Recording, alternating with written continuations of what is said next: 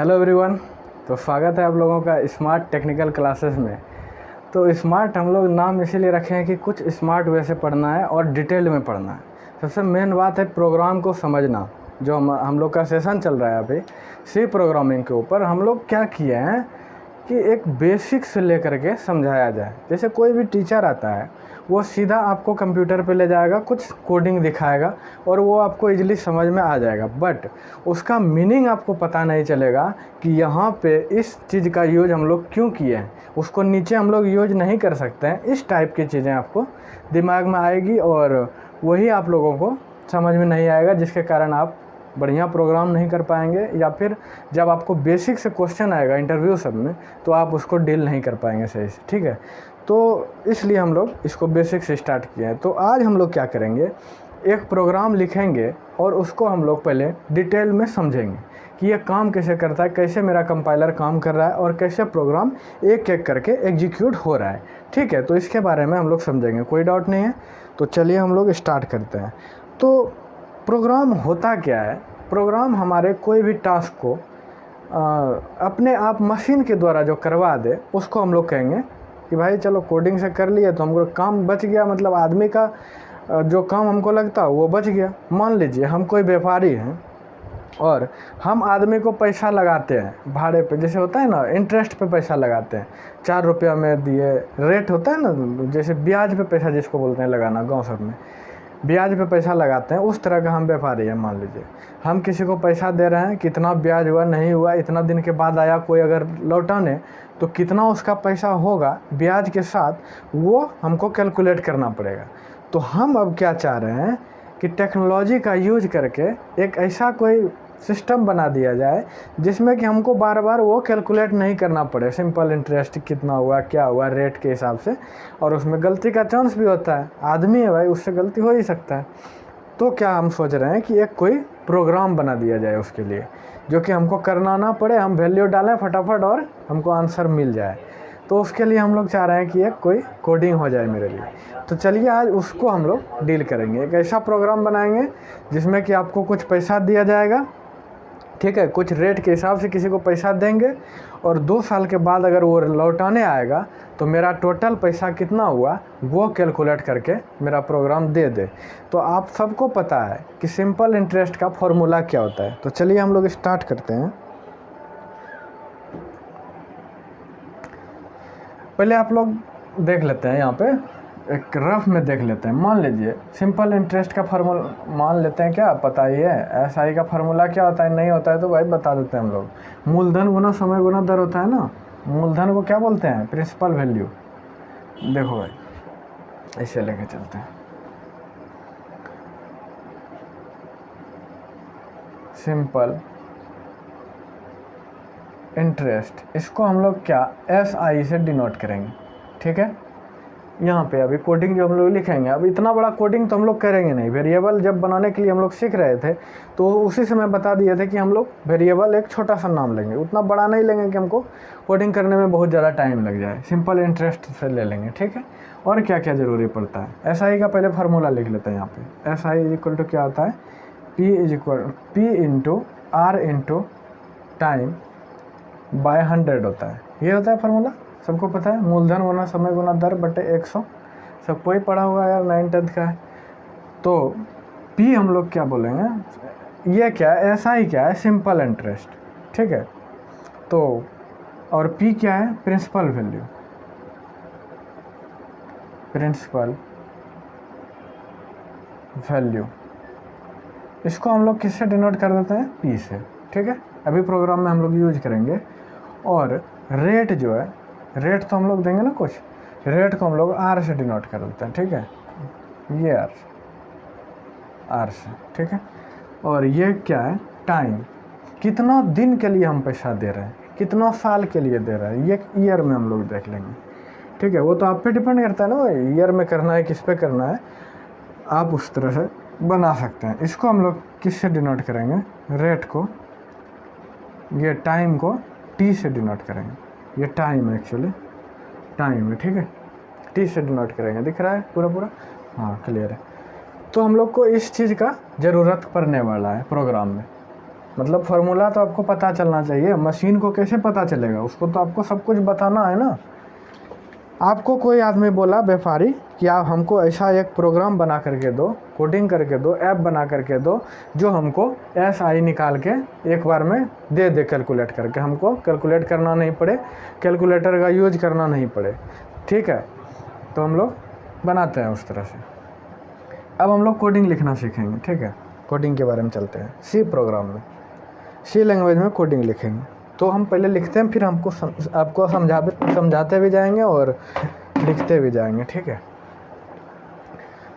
तो चलते हैं भाई।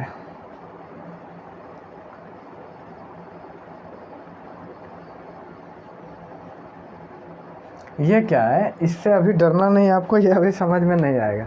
ये एक लाइब्रेरी है, ठीक है।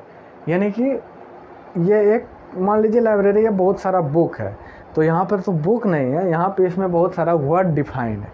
जैसे हम लोग अभी प्रिंटफ यूज करेंगे, उन सब को अभी डिटेल में बताएंगे। लेकिन आप लोगों को एक रहता है ना कि भाई प्रोग्राम दिखाओ, प्रोग्राम कैसे होता है। तो प्रोग्राम के लिए अभी एक कोड लिख रहे हैं, उसको समझाएंगे, कमेंट क्या होता है वो बता के चलेंगे, ठीक है। फिर हम सब जो भी फंक्शन यूज करेंगे उसको एक डिटेल्ड वीडियो बनाएंगे, ठीक है। तो ये एक अभी लाइब्रेरी समझ लीजिए। हम लोग प्रिंट कराने के लिए प्रिंटफ यूज करेंगे जो इसमें डिफाइंड है, ठीक है। अगर आप इसका कंप्यूटर में अगर आप नहीं लिखते हैं तो एरर देगा, क्योंकि आप प्रिंटफ वहाँ पे यूज कर रहे हैं, ठीक है। तो ये हो गया। उसके बाद क्या करेंगे, यहाँ पे हम लोग लिख रहे हैं इंट मैन, ठीक है। अब हमको क्या क्या यूज करना है भाई। सबसे पहले हम लोग पढ़ चुके हैं कि जो भी वेरिएबल हम लोग यूज करेंगे उसको हमको डिक्लेयर करना पड़ेगा कि ये किस टाइप का है, इंटीजर टाइप का है कि फ्लोट टाइप का है या कैरेक्टर टाइप का है। तो पहले हमको बताना पड़ेगा ना कि ये जो वैल्यू हम लोग ले रहे हैं वो किस टाइप का है। तो सिंपल इंटरेस्ट हम लोग, ये हमको ज़रूरी है, ये सब वैल्यू हम लेंगे, ये तो हमको कैलकुलेट करके देगा ये कंप्यूटर।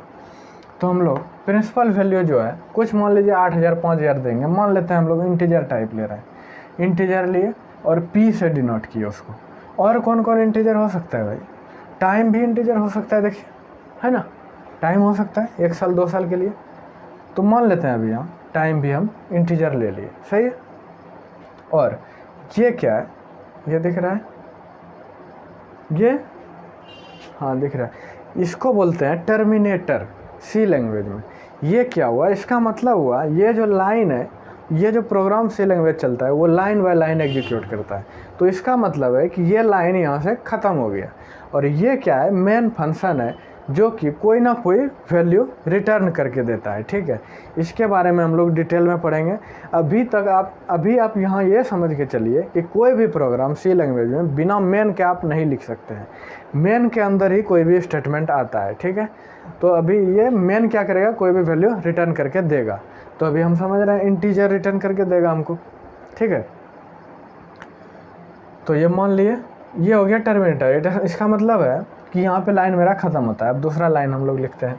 अब जो मेरा ये है रेट हो सकता है, रेट तो मान लीजिए 4.5 रुपया का दिए, 5.5 का दिए, 6 का दिए।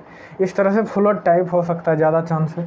तो मान लीजिए हम फ्लोट दे देते हैं, फ्लोट दे दिए, क्या रेट दे दिए। और क्या फ्लोट हो सकता है, जो मेरा सिंपल इंटरेस्ट निकल के आएगा वो तो फ्लोट हो सकता है। मान लीजिए आप 5000 गुना ये टाइम 6 साल ले लिए और गुना रेट दे दिया 1.5 और डिवाइड 100 किए, तो इसका फ्लोट आ सकता है कि नहीं है? 100% चांस आ सकता है, बोलो भाई, आ सकता है ना। तो इसलिए हम लोग फ्लोट में किसको ले लेते हैं, SI को, ठीक है। क्लियर है यहाँ तक? प्रोग्राम समझ में थोड़ा ज़्यादा गैप हो रहा है, कोई दिक्कत नहीं, आगे से हो जाएगा सही, कोई नहीं, समझने के लिए है बस।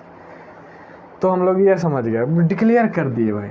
अब हमको क्या करना है, अब हमको कैलकुलेट करना है। अभी हम लोग स्कैनअप फंक्शन नहीं पढ़े हैं, तो इसलिए हम लोग सीख रहे हैं सिर्फ।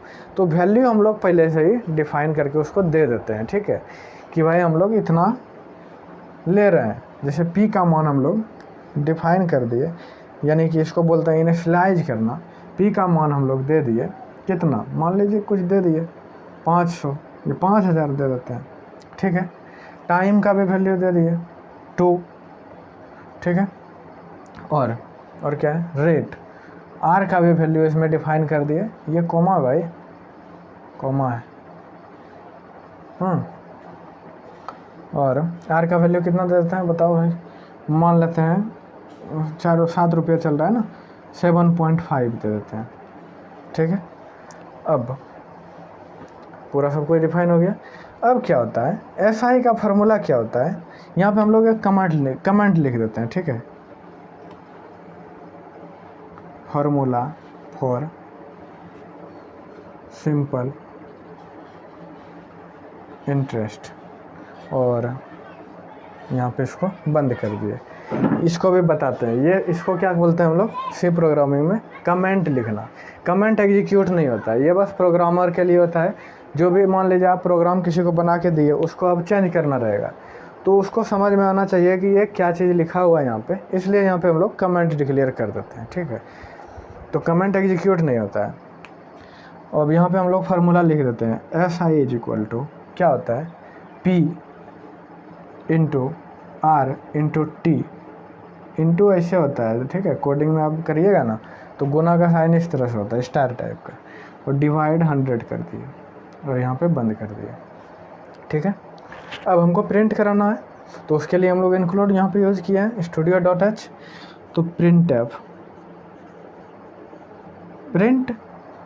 एफ लगेगा इसमें, ठीक है, तो होगा प्रिंट एफ।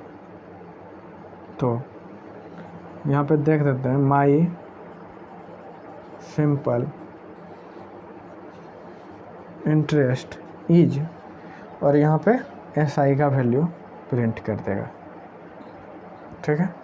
अब ये प्रोग्राम ख़त्म हो गया। अब यहाँ पे हम लोग लिखेंगे रिटर्न 1, और यहाँ पे हम लोग इसको बंद कर देंगे, ठीक है भाई, बंद कर दिए। थोड़ा आप इसको एक बार लिख लीजिए, उसके बाद फिर समझाते हैं, ठीक है।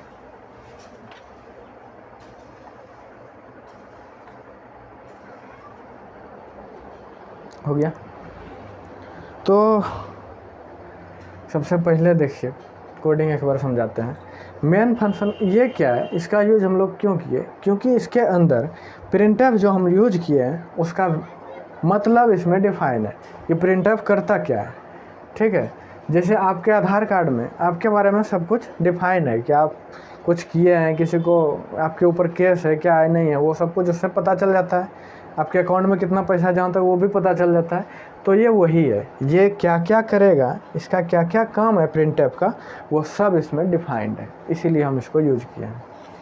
तो अब कोई भी सी प्रोग्रामिंग है, उसका जो प्रोग्राम है वो स्टार्ट होगा यहाँ से, मेन फंक्शन से, इसको पैरेंथेसिस बोलते हैं ठीक है। और यहाँ से ये इसका मतलब है कर्ली ब्रेसेस जो है, इसका मतलब है कि यहाँ से मेरा मेन फंक्शन स्टार्ट हुआ है, और ये सब जो है मेन फंक्शन के अंदर आता है, ठीक है। यहाँ पे देखिए इसको बंद भी किए, बंद नहीं करिएगा तो इसको समझ में नहीं आएगा कि कोडिंग ख़त्म हुआ है, मतलब अब और कुछ नहीं बोलेगा ये, इसको लगेगा कि और मतलब एरर देगा यहाँ तक, ये समझिए। तो ये मेन फंक्शन क्या करता है, ये कुछ नहीं है, ये कोई एक इंटीजर वैल्यू रिटर्न करता है, ठीक है। तो आगे हम लोग पढ़ेंगे टर्बो C++ में एक जो प्लेटफॉर्म है हम लोग का कोडिंग करने का, वहाँ पे इसको हटा करके आप वॉइड भी यूज कर सकते हैं। वॉइड मतलब होता है कुछ नहीं रिटर्न करेगा, लेकिन वो स्टैंडर्ड वे नहीं है। आप इसको पॉइंट करके लिख लीजिए कि जो आप लोग लिखते हैं वॉइड मैन, और यहाँ पे आप लिख देते हैं कोडिंग स्टेटमेंट कुछ भी, this is not standard way, okay, this is not